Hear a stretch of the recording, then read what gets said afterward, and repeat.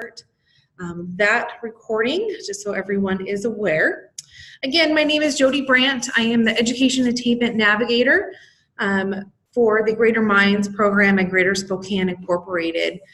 We are very excited to have Jason here from WGU, Western Governors University, sharing a little bit more about online learning, online education, what to expect, and how to succeed. So Jason, thank you so much, and I will go ahead and kick it over to you for our presentation today. Yeah, thanks, Jody. Well, thanks everybody who is participating today. It's great to have such a wonderful turnout, and I hope today's session is informative and hopefully a little fun too. Jody, would you slide to the next one? I want to give a brief outline of today's presentation, talk about what you're going to expect over the next half hour, 45 minutes or so. First and foremost, if you have questions along the way, you are more than welcome to just pop those into chat. And if I don't get to them immediately, I'll be sure I get to them at the end of the session. So for today's session, I'll give you just a brief intro on me. Who am I? Why am I here talking to you?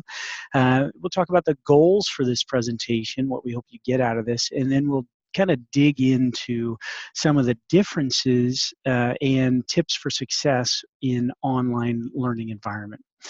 So Jody, if you wouldn't mind scooting ahead again, you get to see a picture of me. I'm real, I'm a human being. As Jody said, my name is Jason Madrano. I am a faculty member and currently the program chair for Western Governors University's Nursing Leadership and Management Program. WGU is a nonprofit online university. We have administrative offices here in Washington, and WGU Washington is a partner with GSI's Greater Minds initiative. In my career, I've been able to help hundreds of students succeed and graduate, both at Western Governors University and also at Wenatchee Valley College, where I'm still an adjunct professor. I earned my Doctor of Nursing Practice degree from the University of Washington, and my family and I are locals. We live here in Spokane and just love it.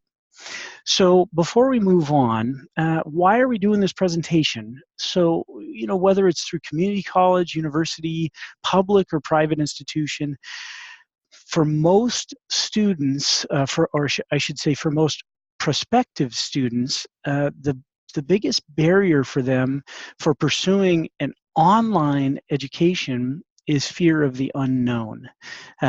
But the good news is, many students have found, and in fact, more than 15,000 Washingtonians have earned degrees from WGU. All of those online students have found that online programs are effective, and students can get the skills and knowledge they need to open those doors for professional opportunities, career change, and really improving their lives and their families' lives. So now let's move on to this goals of this presentation. So we're going to talk about several key differences between traditional brick-and-mortar educational institutions, what many of us are used to when we think of college or university. And we're going to compare that against online programs. And for each of those differences, I'll share tips to help you understand what to expect in an online program and some specific tips and tricks for how to succeed as an online learner. You know, if you're on the fence, if you're not sure about signing up for an online program, I hope this session will help you make that decision. And of course, I encourage you to take the next step, move forward, and go for it. So the first difference, oh, Jody, that's fine. The first difference I want to talk about is one of the biggest differences between traditional brick and mortar programs and online programs. You see here it says structure and flexibility. So in a traditional brick and mortar program, your coursework is time-based. That means you have to be on campus at a certain time of day, on a certain day, or multiple days a week, and you have to sit in that class and lecture until the professor says it's time to go. And then usually you have to wait until one particular week of the calendar when you get to take your final exam and finish the class. The traditional model measures progress by credit hours. In other words, how long are you sitting in class? Online programs have different requirements.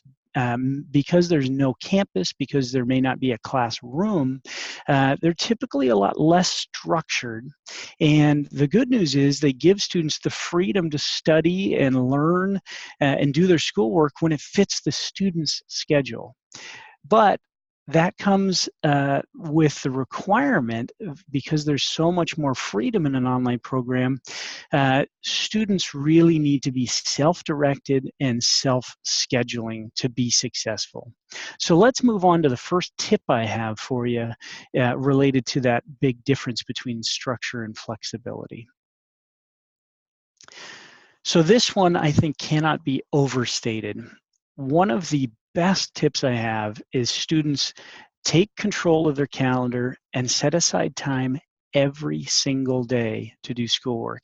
Even if it's only 30 minutes, that's better than nothing. I've seen time and time again with my own students, those students who are most successful are in charge of their calendar, and they do a little bit of schoolwork every single day. And many students enrolled in online programs also have work, family, active in their communities, volunteering, whatever it is. But the most successful students make school a priority. Of course, life is there, right? We all have, we may have kids who need to be fed or bosses who need to be satisfied. And, you know, most online programs are designed exactly for busy adults, and they should fit into your busy lifestyle, but make sure you set aside time every day. So I've got another tip related to this setting aside time for studying. If we move on to the next slide, something that's a few steps that are really helpful so that you can set up your time well is being able to use your time efficiently. So, you know, there's going to be a lot on your plate, not only from school, but of course from life. But for school in particular, these three particular points I think are really helpful. Number one, know what's required. So every course is going to be a little different. They may have papers you have to write, projects, or even group projects. You may have multiple choice exams, or you might have any combination of the above. So what you can do is take the time to look at each course and think about what's required of you as a student, and then you can use that to plan your schedule accordingly. The second bullet here says, know what's in your program. Now, so we talked about courses in particular. Now, think more big picture. In your program, you're going to be working hard, but some courses may be more challenging than others, right? So in my students, I often found students struggled with a statistics course. And not all students, but many did. And for many people, this was either new material or things that, material they hadn't practiced in a while. And so you'll want to schedule yourself to be in the best position to succeed when those tougher courses come around. So some students even go so far as to relinquish volunteer opportunities or give up some work projects or hand them off to others when they know they've got a tough class coming up and they want to give it more attention and more time. So again, looking at the courses and looking at your program.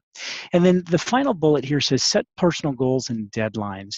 I think this is really helpful for students because if you just look at your course and see, I've got a giant paper paper due at the end of the course, that's hard to manage. You've got to break that into smaller pieces and set those goals and set deadlines for yourself. Hold yourself accountable so that you can incrementally reach your goals. Maybe you set yourself a deadline to work on part 1 of the paper this week, and then once you get that done, you can move on to part 2. And there's an additional benefit to doing that, and that is every time you check something off your checklist or you reach a personal goal, you get a little dopamine hit, right? I'm a nurse, so I'm always thinking in terms of the human body, and you get a little dopamine hit from having that success. And don't underestimate that. It's like a win. It's like you got a badge for yourself that you made your own goal and reached your own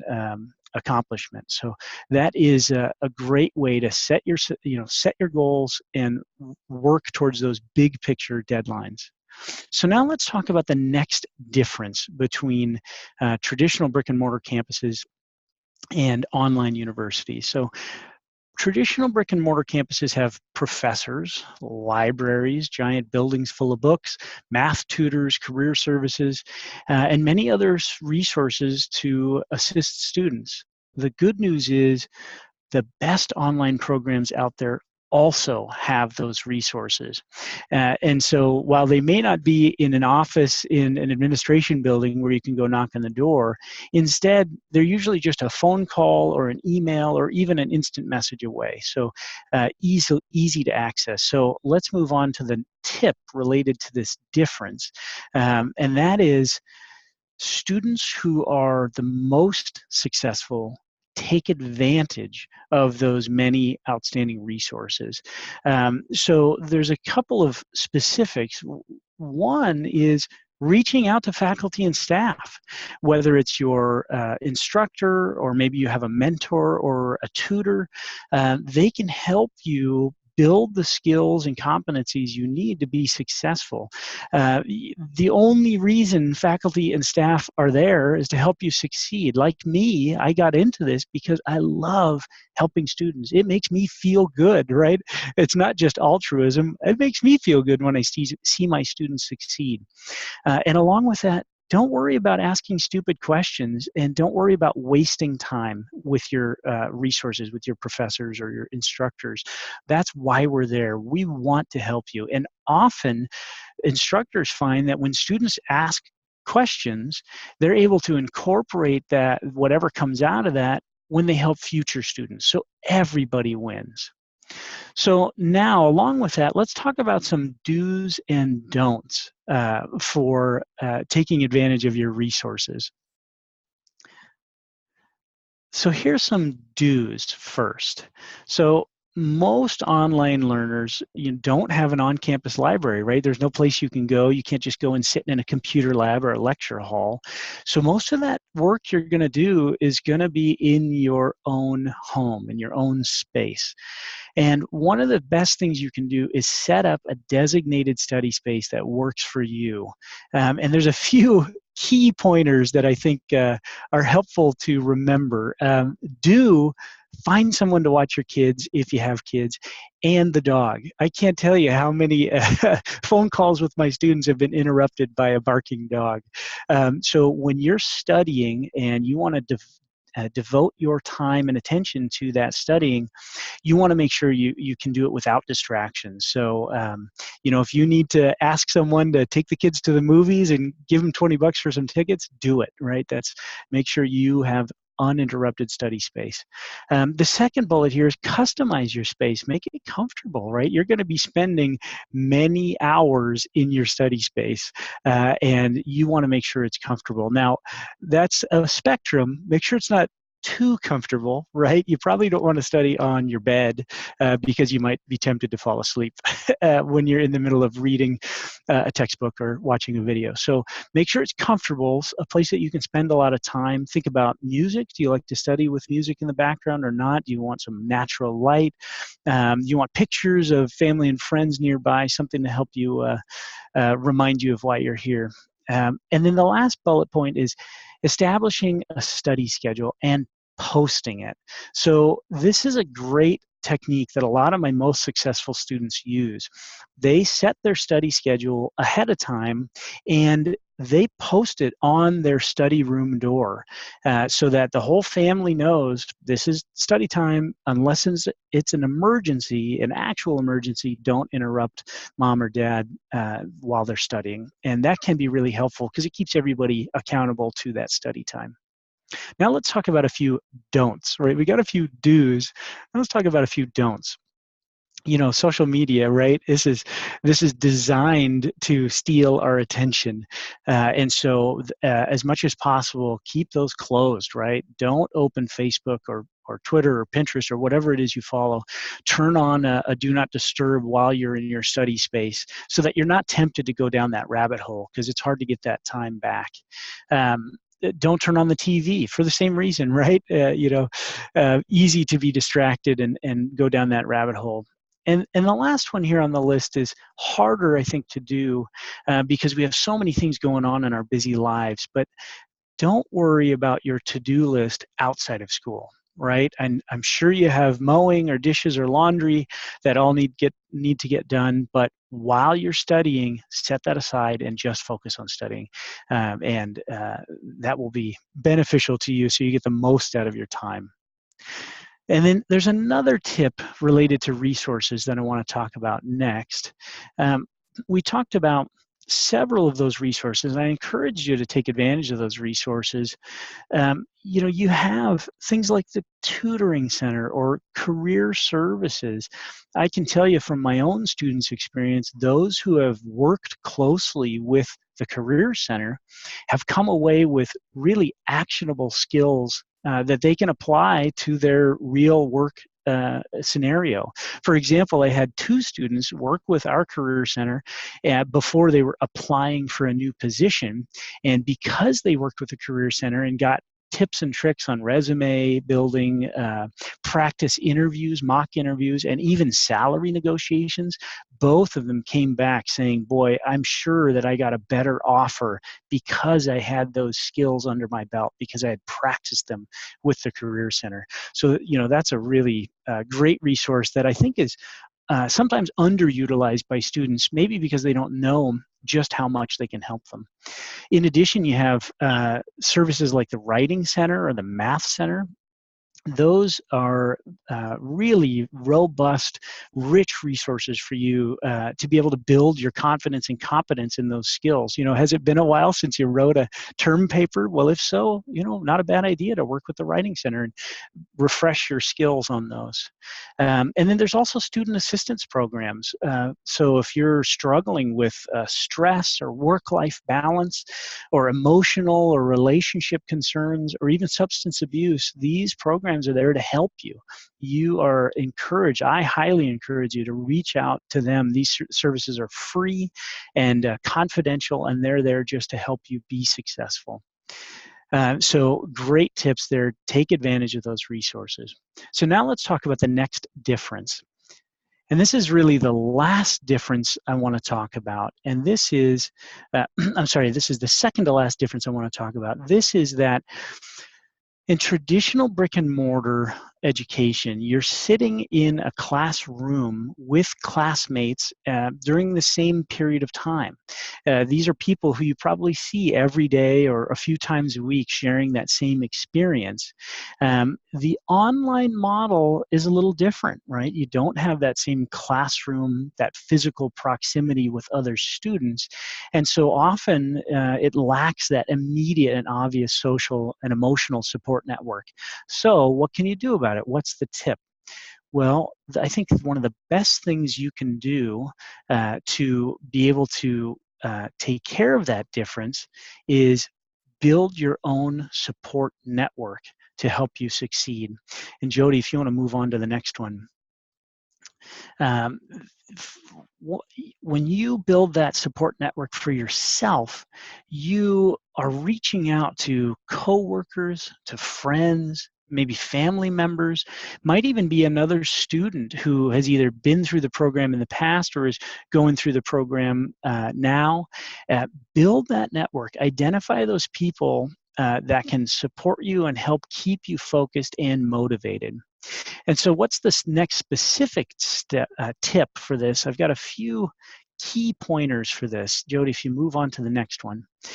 So number one, identify those people you can count on. Again, it might be family, friends, neighbors, colleagues, whoever it is. Be intentional about identifying people you know you can count on. And likely you'll have a handful of people who you can count on, maybe for different aspects of your needs, right? Maybe you know your spouse is really good about keeping you on schedule, but may not be so good about helping you maintain that motivation. Well, find somebody who can help you stay motivated, right? Number two here is rely on your support structure for help. I know for myself and for many of my students, we don't like to ask for help, right? I feel like if I ask for help, it's somehow showing that I'm failing in some way. But I highly discourage that mode of thinking, and instead change your thought pattern to relying on your support network for help. That's why you've put these people together to help you. They want to help. Think about yourself. If you had a friend who was going through a challenging program, you would want to help them, right? Well, your friends, your family, they want to help you as well. So specific things you can do, ask them to help you out with little things like shopping or laundry, maybe mowing the lawn, right? Some of my students in the past have had family members or friends come over, maybe just 1 or 2 hours a week, just to help with some basic stuff so that the student could spend their time focused on their studies.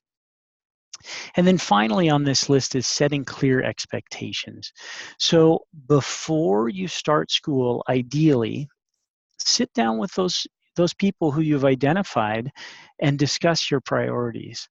Talk about what sort of time commitments do you need, what sort of assistance do you need, and make it a negotiation, see how they can help. They might offer things that you hadn't thought of, or you might be able to find a schedule or a structure that works.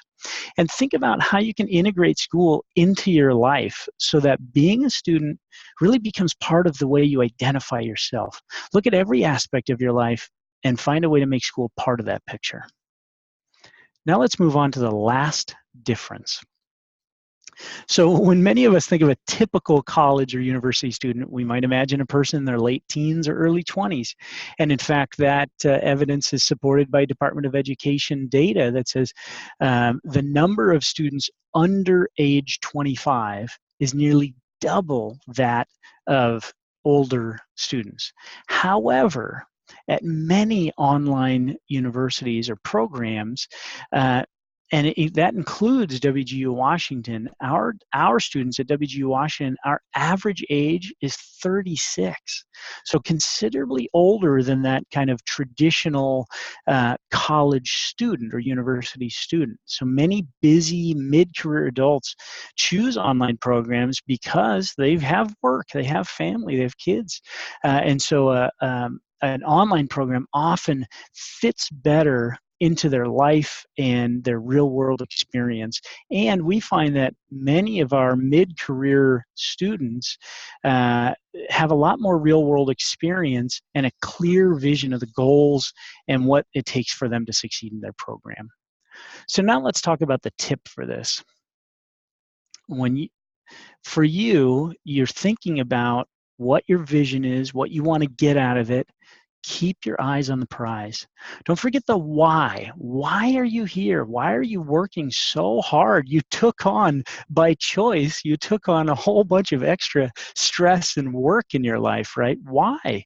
Well, remind yourself.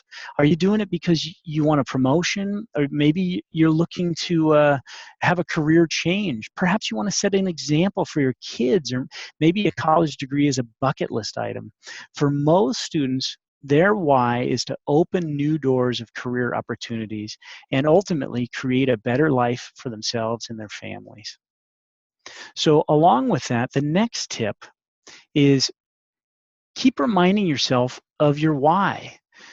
One of the best ways you can do that is writing a personal mission statement. It doesn't have to be long. In fact, I think the simpler and more succinct it is, it will help you stay on track and keep working towards your goals. So number one, why are you going back to school? Ultimately, why did you choose to do this?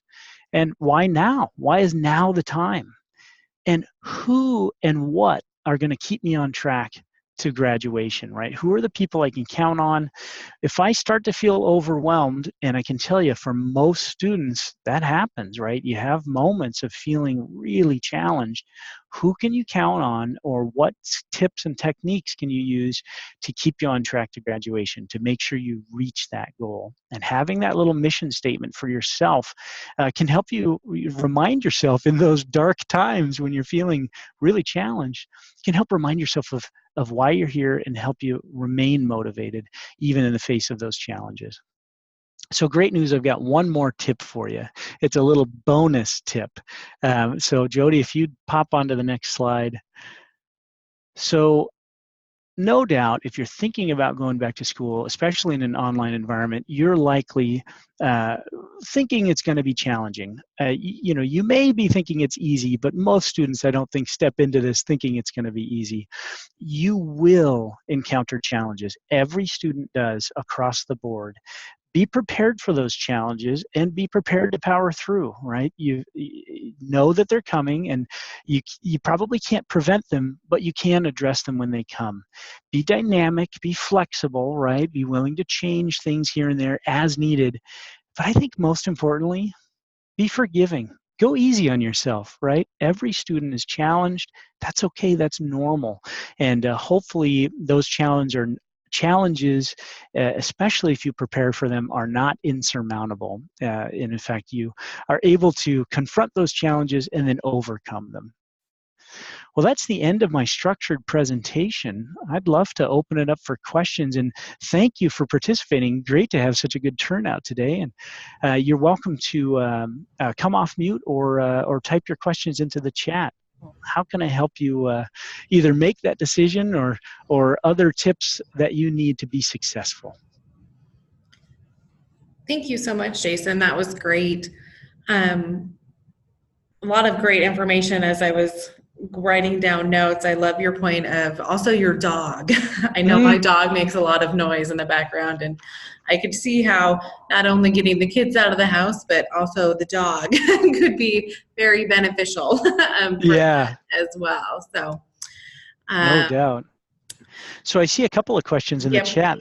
From Victoria. How exactly would I be convincing a potential employer about an online school? Victoria, do you mean that employers might not think the online program is credible? That maybe they think an online program is okay? Yeah, thank you for clarifying.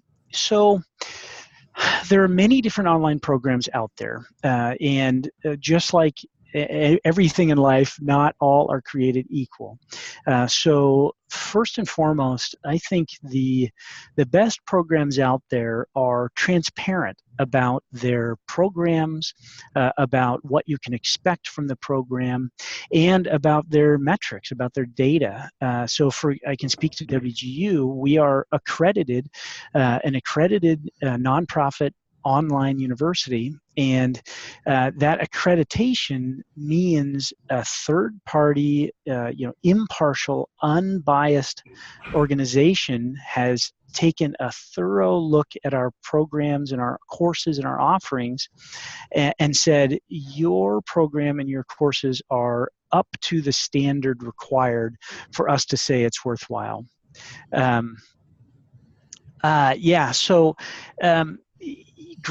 I see, Victoria, that you may run into challenges. So there's a few things I think you can do. First and foremost, take care in your own programs and progress to document and justify the program that you're in. So for example, if you go through one of my nursing programs, you'll take dozens of courses, and if you take the time to break out those courses into the competencies that you learned, the tasks that you did, the assessments that you had, you can assemble somewhat of a portfolio and say, look, if you don't believe that this program is credible, let me show you what I did to earn my degree. And that shows not only that the program was challenging, but also that you rose to the challenge, that you were able to get through that program. Yeah, and I think you're right. I think the future of education is online. Just so everybody in the audience knows, WGU has been around for more than 20 years online, if you can believe it. And I think online education has really matured quite a bit in the last decade, and so much so that many online programs are quite robust and often offer as good, if not better, a program compared to traditional brick and mortar. So good question, Victoria.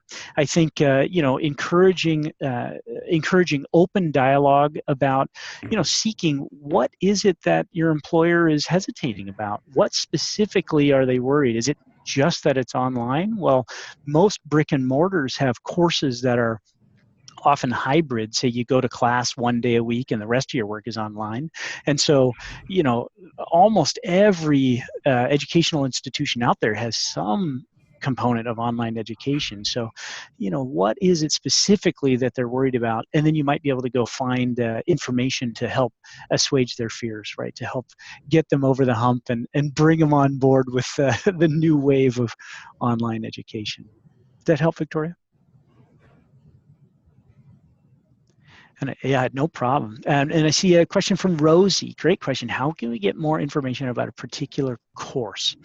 So one of the best resources, at least at WGU, I can't speak specifically to other schools, but at WGU, if you're interested in an online program and you're not sure if it's right for you, or if there's maybe one course that you're worried about or not sure what it's going to be, talk to an enrollment counselor.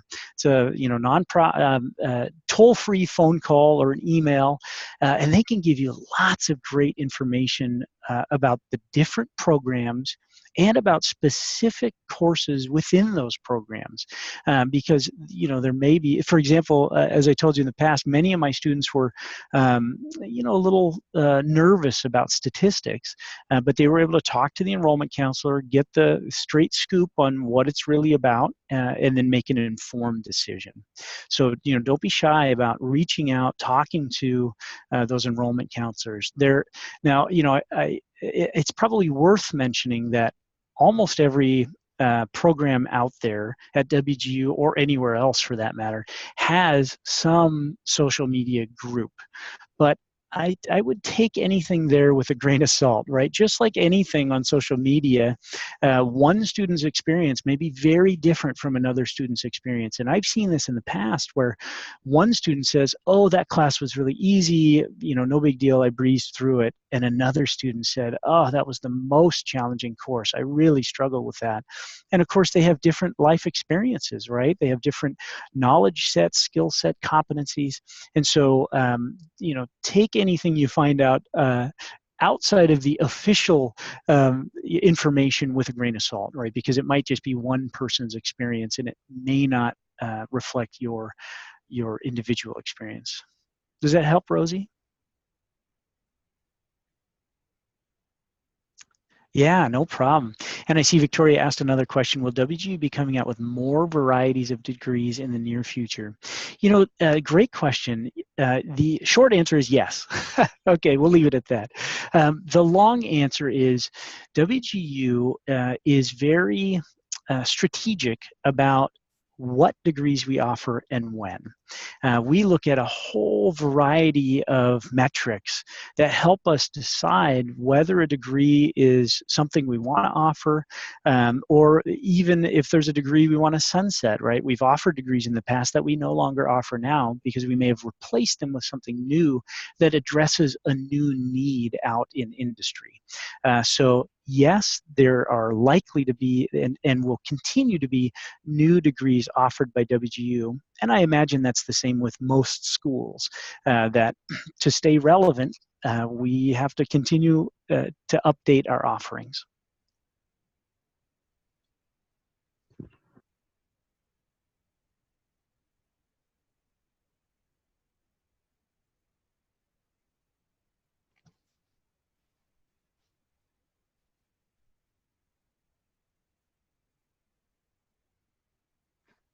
Yeah, no problem. So is anybody thinking, I mean, you don't have to, this isn't set in stone, but is anybody thinking about enrolling in an online program? Show of hands, or maybe a show of yeses. Again, not in stone. I'm just curious to know. Okay, Rosie says yes. Great. Anybody already in an online program? Oh, great question. So I see a question from Wendy. Do you have to wait until fall to start, or can you start anytime?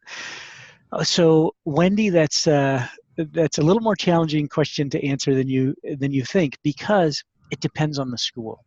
So again, I can speak to WGU. At WGU, we have rolling enrollment.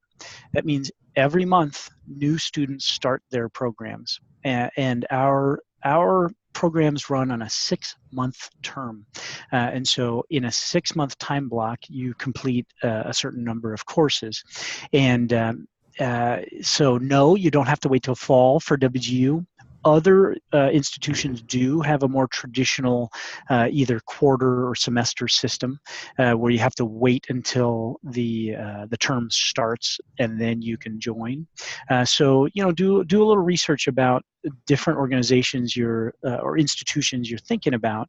I have to admit, I think that's one of WGU's great advantages, is that we just have continuous enrollment, right? So I have students who may have just started this month, and they're just getting back into school, and I may have students at the same time who are nearing graduation, and they've already completed several terms, and so it just goes on an ongoing basis. And again, because our learning environment at WGU is asynchronous, meaning it doesn't have to happen at the same time for all the same students. That means we can offer it really anytime, anytime, any place, as long as you have internet connection. And so, so some programs like WGU don't require you to wait until fall. So yeah, if you're thinking about it, think about, taking that in mind. We talked about this a little previously. Be strategic about your own schedule, right? If you know that you've got a huge family vacation coming up in a month, you might want to delay your start until after you get back from vacation, because that could be disruptive for your studies. Although hopefully refreshing, it might put a hamper or a damper on your studies. Does that help, Wendy? Yeah, no problem. Victoria says she's on the fence between a university and WGU. Yeah, I can understand that. I have personal experience with both, right? I went to University of Washington, I went to Seattle University, and I've done online courses. And, I think they both have advantages and disadvantages. I think now that I am mid-career professional with a family and job, I think I would be much more challenged by the traditional brick and mortar model, where I have to go to class and sit in a classroom through a lecture for X number of minutes every day or every few days. I think that would be much more challenging for me in my situation now. And so, I think many of our students resonate with that, right? How am I going to fit this in? I can't take, 3 hours a day off of work to go sit in a lecture hall. And so I think many students are drawn to online asynchronous learning because it can fit into their busy schedule. Victoria, are there other questions you have about to be able to make that decision? I mean, I'm reading between the lines of what you posted earlier that you're worried about credibility of a program. And again, I think empowering yourself with information and data, and trying to understand where an employer is feeling hesitant, will help you tailor your messaging.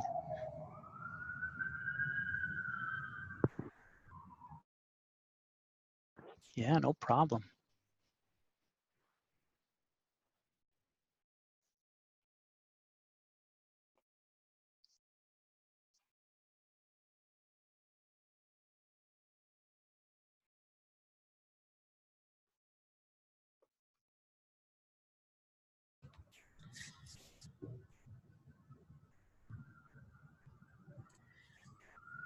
Well, I think maybe we perhaps have covered everyone's questions, or if anyone wants to jump into the chat room with any additional questions.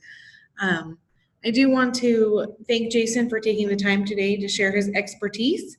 I think for me, having kind of worked in higher education for many years, there's a lot of tips and tricks to online that are still unknown, even to myself, for having worked at a brick and mortar institution. So I personally have learned a lot that I'll be able to share out with students as I'm meeting with them, discussing the benefits or disadvantages. For some individuals, online we know isn't the right fit, but sometimes people are a little nervous to consider online. So I think this has been helpful to hopefully remove some of those fears. So one question that I did have, if you don't mind me asking, Jason. Of course.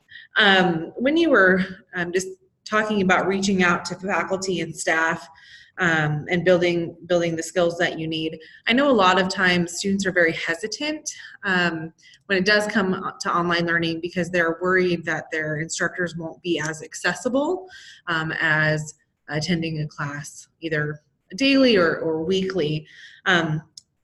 I know you as a professor, it sounds like very engaged with your students, but what additional recommendations, maybe timing of trying to contact instructors, what kind of expectations should a student have, and also the instructor have, as far as the interactions with their students outside of the scheduled class times, I guess? Yeah, great questions. So I can speak to WGU in that we have a very different model of faculty support compared to many other institutions. And that is, our faculty are available almost all the time. And that might sound maybe overly glowing, but truly we structure our time, faculty at WGU, to be available to students. And we have a number of resources. You can always send an email, of course, and that's usually gets answered with, sometimes within hours, at least within a day. A phone call, especially if it's during the office hours of your faculty member. We also have some live chat where a team of faculty support a course, and they share the duties of being available for live chat. And so you can just post a quick question, usually get an immediate response. When I was in brick and mortar, besides that class time, right, when I went to the class lecture and the professor was there, it actually was kind of hard for me to get in touch with professors, right? They had other things going on, whether it was research or other courses.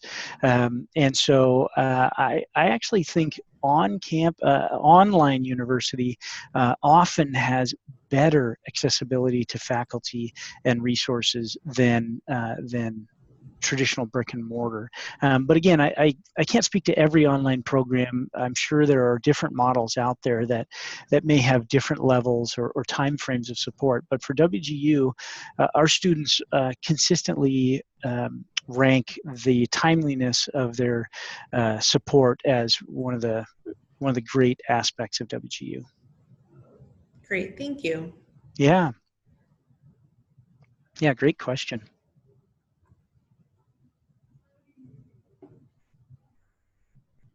All right, well, it doesn't look like anyone else has jumped into the chat, and I do want to be respectful of everyone's lunch hours. So hopefully you have some time to either finish eating lunch or go in and grab a coffee before the work afternoon starts. But again, just a reminder, Greater Minds is here to help answer some of those questions, help identify programs that may fit your needs. And so please always feel free to reach out to myself. If you have additional questions that you would like for Jason or someone at WGU, I can also put you in contact with individuals there that can help you navigate their process as well. I'm more than happy to help make those connections. But again, Jason, thank you so much for sharing your expertise. Like I mentioned, I know that I learned a lot today, and hopefully everyone who has joined us learned a little bit more about online learning and what to expect. Wonderful. Well, it was my pleasure to be here. Thank you, everybody, for the great questions. And as Jody said, feel free to reach out. I'm happy to help you as you reach your goals. Wonderful. Thank you so much, everyone. Thanks, everyone. Have a great day.